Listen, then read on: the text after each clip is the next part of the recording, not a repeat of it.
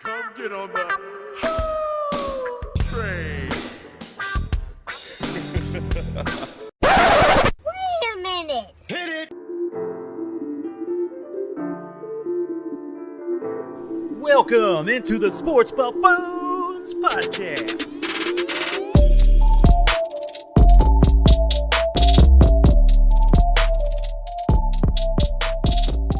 Yo, let's get you out there, ladies and gentlemen, boys and girls of the world. Welcome on in back again, once again, to the Sports Buffoons studios here at Lenexa, Kansas, of course. We got the full clan with us. We got JG to my left, Tanner Dawson to my right. I'm Mike Settle here running it. And it's good to welcome y'all in once again. And it's good to be back with y'all, talking a little more foosball along the way. Just a little bit. You know, it's the midpoint of all the foosball's actions, right, Tanner? I mean, it is. We're in the midpoint. Yeah, basketball's kind of trickling in here, but we don't care about that too much yet. But it feels good to be kind of at midseason and get a feel for things and how things are going out there in the NFL and NCAA world, I would say. So I how you guys feeling? I mean, college, we're on the, towards the back slope. We're on the brink of bowl games starting, figure Right. out the college football playoffs. So, Right. Games are starting to become even more important now for a lot of those teams just to be able to play December. So I was disappointed in KU losing last week, Tanner. That was Well, what an upset for Texas Tech to come out there and do that. Unreal. When you get Daniels out for a back injury still, you have Bean get hurt, a little after halftime. We don't have anything past those two. I think it ruined the potential of a Missouri-Kansas matchup for bowl games. So. I don't think it's going to happen now. I don't think. I mean, if Bean's hurt again this weekend, and then 2 games like that drops us off to a mid-December bowl instead of a primetime bowl time. Yeah. Well, JG, how you doing, man?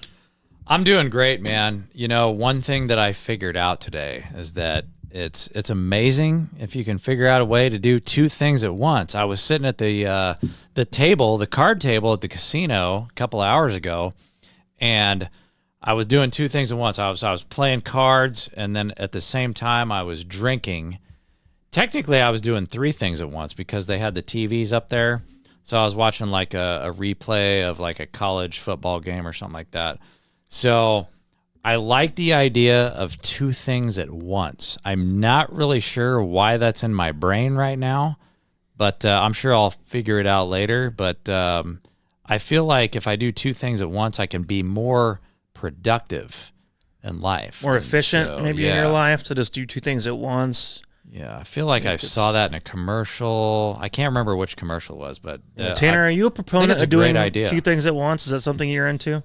I mean, something I have to do sometimes. So 2 things at once. I feel like once I get the first thing done, if I can focus on the one thing though, I can get it done quicker. But one at a time. I prefer one at a time. You're more a one at a time type of guy. I can do 2 things at once. I don't prefer it though. Okay. Yeah, I was wondering about that. I mean, the 2 things at once. I mean, it sounds like the kind of guy I would appreciate if, I like 2 things at once. I mean, it just makes sense. It makes sense to get things done more efficiently, I suppose. I felt better about myself. Like I felt so productive. Yeah. I just felt like I was doing something right in my life, you know? Just 2 things and at once. It's probably right for the rest of the people around you as well. So, I did you did it for yourself and others around you, right, Tanner? That's true. Okay, well. That's true. I said I was going to do 2 things at once, and then I did it. That reminds me, guys. Have you guys seen that commercial with Travis Kelce where he mentions 2 things at once, and now we went out to Argentina? Oh, that's it. Was that the one? Yeah. That's where it came from. I was like, where the hell did I see that, dude? So Travis Kelce went to Argentina. It was Kels.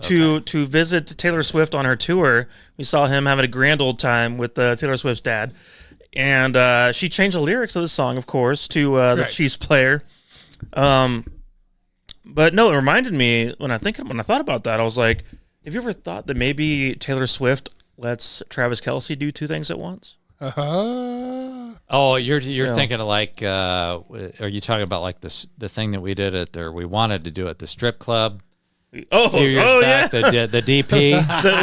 The DP is technically that's 2 things at once if you get a DP, but I don't know. Maybe that's not where you were going on that, but that might have been further than I was planning. If that's not where you're going, maybe you can. What did we just walk into? Tanner wanted to watch the DP. What? You were there. He did. I'm so lost, dude. This is so bad. Anyways, I hope that everyone's having a good time with their two things at once. I like an efficient lifestyle for sure. So we'll save those conversations maybe for a different program down the road, possibly. The DP. It always comes back in the discussion somehow. I don't know how it does that. Hey, it's great things, man. Great things go on here. Tanner, all right, guys. Well, we are going to dive into some Chiefs-Eagles, of course. This is the game of the week, game of the year, really, in a lot of ways when it comes to the NFL. And then as well as, of course, our National Day. We're going to talk about that. There's a couple different things I want to head on with that one. And then we will talk a little bit about the current state of the Bengals and Bills and just what we think is really going on with those two teams at the moment. But guys, here we are kicking it off. Finally, we had the bye week last week, so lots of time to kind of mess around and rest up, I suppose, last week on the show. And now this week, back into the grind of, we got an opponent in front of us here in 5 days. On Monday Night Football, this is going to be awesome. I knew, if you guys remember last year, my prediction all along last year was Chiefs versus Eagles. If you guys can remember back that far, was Chiefs versus Eagles in the Super Bowl. It happened. But what I got wrong was I actually said at one point in the middle of the year was that I thought the Eagles were going to be the better team and beat the Chiefs. Chiefs ended up overcoming that and taking care of business and getting the win. Teams are a little different now, guys. Both teams are a little different now. The Chiefs' offense is not nearly as efficient. The Eagles' defense is not nearly as efficient. So this is not the same exact situation as we had a year ago for the Super Bowl. Right now, the Eagles' defense has allowed 14 touchdowns to wide receivers and 5 touchdowns to tight ends. And they currently rank 25th on third down conversion percentage allowed on defense. So it's a very different situation right now. I think they're, like I said at one point, beginning of this year, was that I felt like they were getting older, a little overage, especially on the back end, and then some on the D-line as well. Brandon Graham is not in his youth anymore. And that was kind of my rhetoric at the moment when I was talking about the Eagles.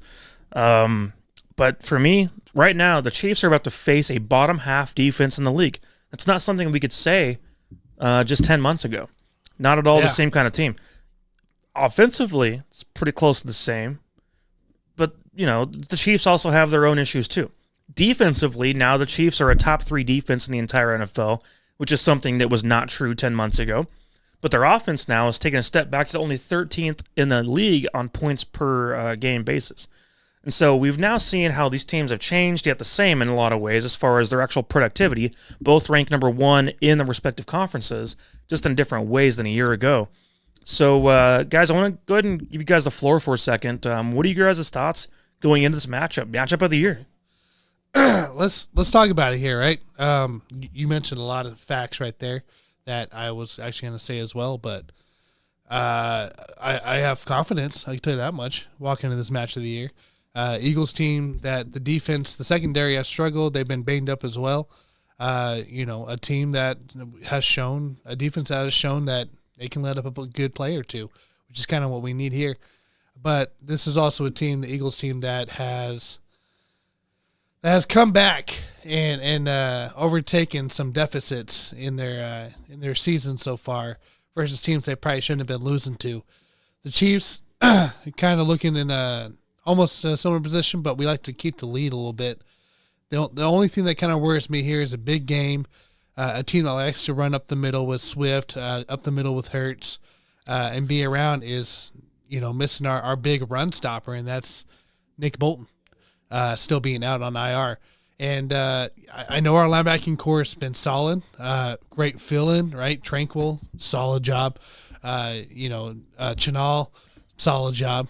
But I'm a little afraid for this matchup where we might see where we kind of miss Nick Bolton a little bit and struggle a little bit with this really heavy team that likes to go up the middle.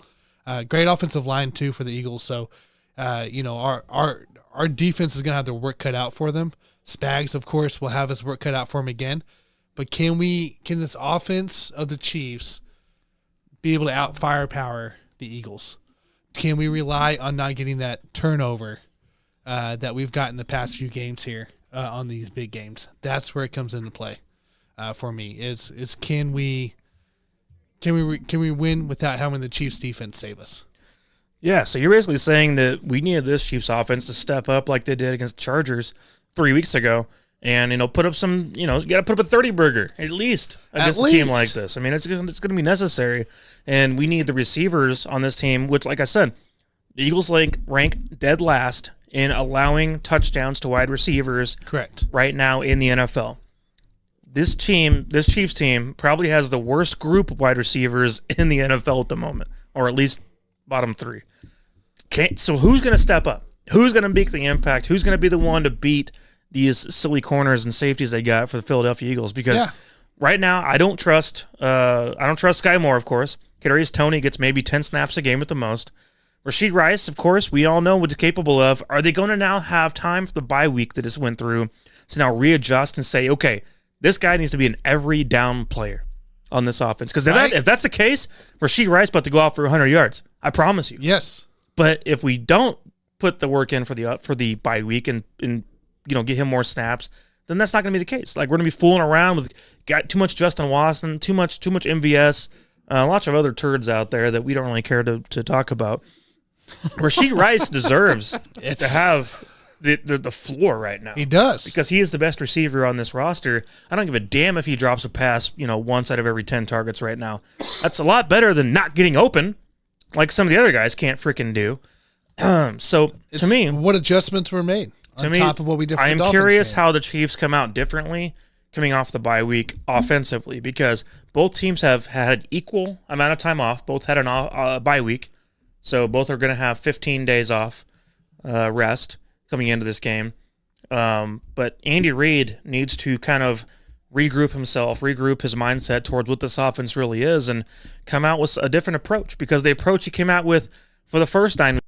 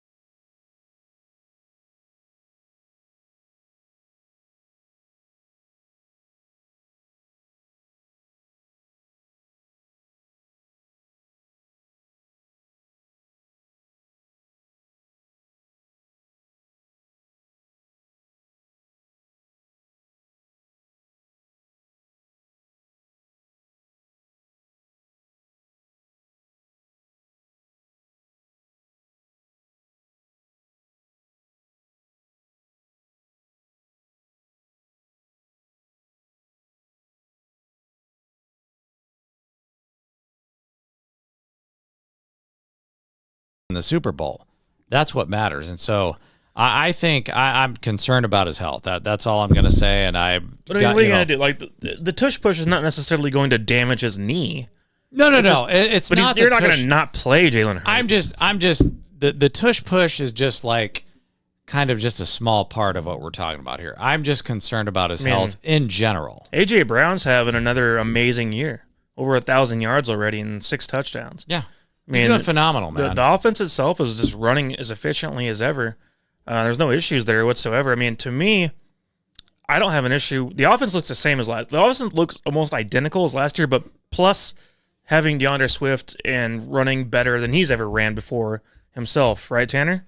Yeah. Swift's a better running back for the Eagles than he was for the Lions. Swift, you're seeing why Swift's name got brought up in the Lions to begin with when he was running really well. Right, but he was never this productive as a runner. He was never this productive because the Lions were never this scheme, good. The scheme is also help. Well, the Eagles' offensive line is amazing. Yes, but the scheme is also helping too. The scheme for tremendous. The run blocking scheme is amazing for the Eagles. But it works for everybody. Look what you're able to do, right? Like in the Lions organization, you didn't really have anybody on the outside you had to worry about, right? It was T.J. Hawkinson and DeAndre Swift. And now you go to the Eagles where it's A.J. Brown, Devontae Smith, Dallas Goedert. You mix in with Gainwell and Scott and whoever, and Swift's just able to make this work a lot better. And you have the threat that Jalen Hurts is going to run the ball. Right. You didn't have that with Jared Goff, right? Yeah. Yeah, to me, this offense is as good as it was a year ago. In some ways, it could be better, but the big fall off is the defense for the Eagles, and so that thing's an actual problem right now. It's not just a joke of a thing that the Eagles' defense is no longer what they were. The defensive line does have some great youth to it. There is some good youth as far as Jalen Carter, right, Tanner? Yes. It's one of the big impact players. Jalen Carter is a beast. We're seeing that right away. I think the main thing is that they can be beat in the passing game pretty easily. And so that's what I plan to see is that, Patrick Mahomes is going to sit back there and have a field day. And I truly believe that. He will. Because when Patrick Mahomes is put in positions where it's a big game and a big moment against a great team, he doesn't fold. No. He's not a player who shits his pants like Alex Smith used to. He's a guy that prevails and actually shows out, kind of like your boy MJ back in the day. He steps up in big moments. And so I feel like that's going to be the same situation with Mahomes against the Eagles coming up in this game. Same time, I am worried about the Eagles because their capabilities. What are you laughing about? God damn it. I can't. You're laughing because you brought up MJ. No, Starsky is out there. In Starsky? the chat. He just said, "Hey, Starsky, stick around for the easy money pick. We're not there yet, but we'll get there." He just said, his comment killed me. Same with Dave's. Dave said JG, Tush Push, and DP in the same episode. Oh my God, this is great. And then Starsky says that diet is working. JG, you look slimmer this week. We're just trying to give you guys some value, okay? I want to bring value to the show, whether it's my diet, whether I'm losing weight, making you guys money in sports betting or what have you, or if I'm just saying stupid shit. I want to bring value to the show, so that's what I'm here for. Wow. Sorry. Wow. I couldn't help it. I read that comment. I just laughed. Well, if you think I'm losing weight now, just wait till we get to our buffoon topic. That's true. Talk about. I'm going to bring that save up it. right Let's now. save it for a second. Because I have two things about that, but we'll get there here in a second. Anyways, I've kind of spilled my beans about it. I also am concerned in a lot of ways because I need to see something from these receivers. I need to see a change.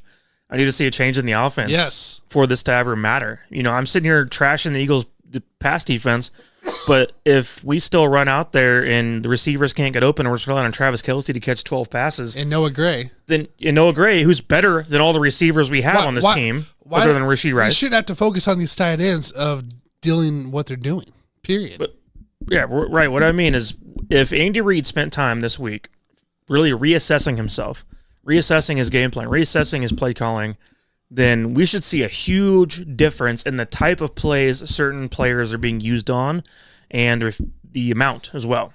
I know he talked about Kadarius Toney, why he's not being used enough right now, and it's because he's trying to prolong him for the sake of the season, which is fine. I get that. But at the same time, what's the freaking point in having this turd on the roster if we're so worried about, when we touched him, he's broken. Oh no, he tore his knee. You're like, if we're so worried about that, then get him off the damn roster. I'm sick of it. I'm telling you right now. Stupid. I'm telling you right now, if what you say is true, if their pass defense is that bad, you're going to see a Sky Moore play in this game. You probably will. He's going to throw his ass out there. You're going to see the MVS. I'd love to. It's going to be a situation, hey, dude, prove yourself. Are you going to make a fucking catch this time or not? And this is going to be you're going to see a Sky Moore play. Is he going to convert it or is he going to shit the bed like he did last time? Against the Dolphins, is have Sky Moore towards the backfield, have Sky Moore more in the slot where he belongs, a gadget, not on the outside. You mean a gadget player? Yeah. Who we wasted a second-round pick on? This is the time. This is the time to figure these things out. Sky Moore. I don't want to figure this shit out in the playoffs. Is Dexter McCluster / Javier Arenas / Mecole Hardman? Who's the Oregon just guy? All these that was DeAnthony Thomas. DeAnthony Thomas, yeah. It's the same thing over and over and over and over again with these second-round turd-ass receivers. And I know I said Javier Arenas, but brutal. My point is, all these early to mid-round receivers groupings we've had over the years have just panned out to be a bunch of turds until we had Rashee Rice, who's been a great player so far to this offense. But I'm tired of these idiots being drafted. I mean, it doesn't make any sense. While all these other teams are just getting the luxury of somehow hitting on these receivers that work out. But meanwhile, with Patrick Mahomes, and we can't make it work with these guys. It's frustrating. Meanwhile, we continue to win fucking Super Bowls with these turds. How can you win a Super Bowl with all these fucking turds? Because everybody else is good. Like, how did we do that? Because everybody else is good around him. Yes. Now imagine a day Travis Kelce is 34 years old and about to go buy himself a mansion with Taylor Swift, and he's off this team. And then how are we going to make up for that loss? Probably should bring Shannon Sharp out of retirement at that point. You need a fucking tight end. I'm just saying that day is coming at some point in the next 3-4 years, maybe. Maybe we can have something in place. We could bring in Dawson Knox from the Bills. They're not going to do shit with him anymore. I don't know if you guys heard the after the Pittsburgh game last week. Or was it last week or 2 weeks ago? George Pickens put something like "Get me out of here," and then he deleted it right away. Like somebody saw it. Well, yeah. And then dude, they're fucking 6-3. Why the fuck would you want to get out of there? Here's the thing: George Pickens is a hothead. Yes, he is, and it was well known before the draft, and that's why he went to the second round, because he is a first-round talent. Yep, he is a hothead. I don't think he does a great job at corralling his emotions, but if you were able to put him into a team with this situation, with the way the Chiefs handle themselves, which is with such class and leadership, I think you can corral some of that hothead bullshit that he's got and make him into a superstar, at least for a little while. I mean, that's why all along I've said Travis Kelce was, right? Travis Kelce, well, hothead, but also just kind of a moron in a lot of ways. That's fair. He wasn't a hothead. Well, he was a hothead, but he was a hothead. Not in a way where he was toxic towards the team. He was toxic because he wanted to win. Correct. And I think George Pickens is toxic because he's selfish. All right. In some ways. So just throwing that out there. We're not going to get into the Steelers, okay? But I will throw this out there, okay? If you had George Pickens and then you had, instead of Deontay Johnson, if you had fucking Antonio Brown on the other side out of retirement, that might make a little bit of a difference. But that's neither here nor there. We're not talking about the Steelers on this fucking show, okay? I mean, would we ever be able to afford Stephon Diggs? In KC? That's probably not a thing. Probably not. Probably not a thing. It'd be cool. Sure, it'd be cool, but there's a lot of pipe dreams out there, you know? We have those every year, right? Here's the thing. The free agency's coming up next year. T. Higgins is going to be a free agent. That's always the talk. Yes. The current most favored team to land T. Higgins in the offseason is the Chiefs. Would you rather, this is a serious question, Mike, would you rather have Diggs or Antonio Brown? I would have rather drafted T. Higgins to begin with, like a fucking real franchise would have done. What? That's not the question. No. Would you rather have a retired? T. Higgins went around. The Chiefs could have drafted his ass to begin with. He won't even answer the question. Would you rather have an Antonio Brown retired or fucking Stephon Diggs on the Chiefs right now? That's a serious question. Answer the damn question. That's a dumb question, man. You're asking me if I would rather have Antonio Brown retired or Diggs on, like, so basically both players as Antonio Brown is still as they are. Antonio Brown's still in his prime. He just got blackballed from the league. He's still in his prime. We're about to end this whole topic here in a second. All right, moving right along. But the answer is Stephon Diggs, just for the record. So, but it's a horrible question. So Tanner, do you have anything else before we do our predictions for the game? I don't on this. No, I mean the comments. I don't know what people are saying. Sorry. I can't see it from here. Scott Cobe says he thinks we see like a 24-17 game Monday night. He also thinks you should see a focus even more on Rashee Rice than ever before. I like 24-17. That sounds about right. I could see it even being lower, though. Going lower, huh? Yeah, I could see both these teams just, run the ball all over the place, try not to get Jalen Hurts injured, and I could see a low-scoring game here. Interesting. Okay. All right. Well, guys, we do our predictions for the game then? Let's do our predictions. You always go the under, right? The under is 60% for the season. The under for the season in the NFL, guys, is sitting at 60.6% this year if you were a betting man, which means if you'd be betting on the under all year long on every single game, you'd be making a shitload of money. I don't believe in gambling, by the way, so I don't follow. I'm sure you don't. I'm sure you don't. Gambling, man. All right, Tanner, what are you doing over there? Should hold on. What are you doing? I'm being told sound is not coming through. Sound's not coming through. That's never good. So is this the surprise butt fuck of the week? Well, I don't have yeah. any errors. All right. On your... This just started happening. I don't know. So I see it now. Dave says good now. So it happened earlier. So it happened earlier. It came back. And now it's okay, good now. We got a good now. Yeah. OBS updated. It forced an update on me, and that was 30 minutes ago. All right, boys. We're back online. Congratulations. You can hear us now. No, look, we did do a sound check. What do you want to talk about? For the show and all that. All right. We're back online, boys. I will say, look, we're the Sports Buffoons, and we've had a lot of moments over the years that are just surprises. Usually I can figure out what it is. I don't know, man. Sometimes it's technology getting in the way of things. To be honest, this is a live show. If we pre-recorded everything, I'm sure we could get it all figured out. You would never know. You would never know the difference if we did it. Our equipment is we spent tens of thousands of dollars on this fucking equipment. For God's sakes, it should work every once in a while. Over the years we have spent. Are we back online, boys? Yeah, we're good to go. Dave says we're good. We're good to go, guys. All right. We're good to go. Freedom of speech. I love it. Gosh darn it. All right. Anyways, we're fine. Guys, okay, so Eagles, Chiefs predictions. You guys are not going to like mine, but you guys go ahead first. Go ahead. Give me 24. I like 24-20. So the Chiefs are going to cover, right? Because it's 2.5. Give me 24-20. I don't even know. Tanner, do you have the over/under? I do. 45 and a half. Okay, so technically I'm going under. Give me 24-20. Mike, you and I have talked about this. You think at some point NFL is going to flip the switch and the overs are going to come in hot. I do agree with you on that. Should. But I don't necessarily think it's going to happen this week because I do like some of the unders this week. And so to your point, I think the overs are going to come in hot. I think it's going to come in a little bit later right now. So give me 24-20 Chiefs in this game. All right, 24-20. I like that. I like that score. I like that score quite a bit.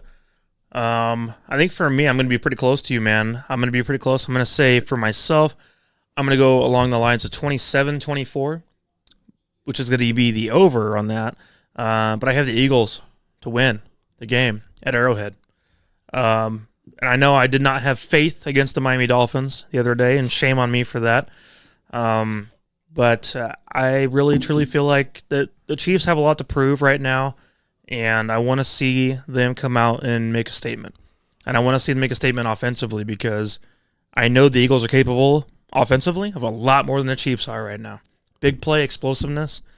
But I also don't want to say I don't have faith in our defense to take care of things too. But I think that the Eagles have had their target on us since the Super Bowl. I think they've put a lot more work into it, in the entire offseason of things, of about how they're going to have a strategic approach to this game that's going to be ball control. And ball control is the best way to beat Patrick Mahomes. And so to me, I'm going to take Eagles to win by a field goal in this one. Okay. Lord of mercy. I am looking through some trends here in this game here because I'm trying to see more of a betting aspect of it than just a feel of it. Some things that call out to me here is the Eagles are 1-5 against the spread in their last 6 games against AFC West opponents. The Chiefs are also 9-3 against the spread in their last 12 games versus NFC opponents, and they're 7-2-1 against the spread in their last 10 games played on a Monday. Look, I think it's pretty easy for me. I say Chiefs win easy. They cover the up to 3 points now. Nice. Okay. I think they cover 3 easy. I like 24-20 Chiefs. Yeah, I think the So thing. you guys have the same exact score, then. I like the that. Yeah. big thing I'm in for for me, that. the big thing for Get me the is, and I can't say it enough. Nick Sirianni is undefeated after a bye week. He's never lost. I'm going to use my LeVar Ball fucking argument here. Okay? LeVar Ball. Never lost. Never lost.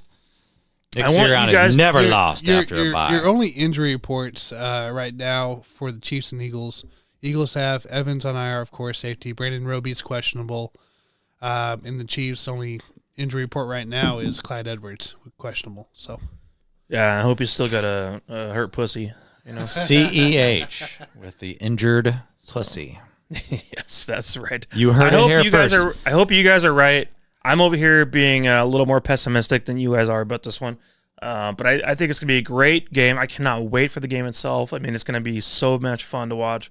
Yeah, but I think you guys are probably going to be right. But I'm also, I know myself and I know how I feel right now about facing the Eagles. And I think that's just right now the better team. Doesn't mean when the playoffs or Super Bowl, I should say, rolls around, but maybe I'll think differently at that point. Bottom line is, you heard it here first, boys. CEH with the injured pussy. It happens, man. May It or may happens not every play once in a this while. week. Which I'll pass on that. I mean, I'm sure Michael P. Ryan can take care of business with real cock. So whatever he's got to do to get the job done. So one carry. We had one carry the other day, and that's all it took. Something that CEH couldn't handle. So he had to stay back in Kansas City. Couldn't even go to London. So before we go to our next segment, I want to make the weirdest call ever here because I really do feel like we got to do this here because I'm getting told more sound is going in and out. Oh, jeez. Whatever the hell's going on here, I have no idea. Here's what we're going to do, right? JG's going to go on a rant if this keeps going on. That's what's going to happen. Well, then nobody will hear it, so it's all right. Here's the deal, guys. Saints Chiefs preview is finished here. You got our scores. You got our update here. We're gonna get off here. We're gonna start a new show for the second half of the show. Check it out. Come, give me 5 minutes, and you'll see it on there. If you guys are watching after this has been live, go check out our second half of the show. Got some great stuff there. Easy money bet's gonna be on that one. All right, we'll be back, guys.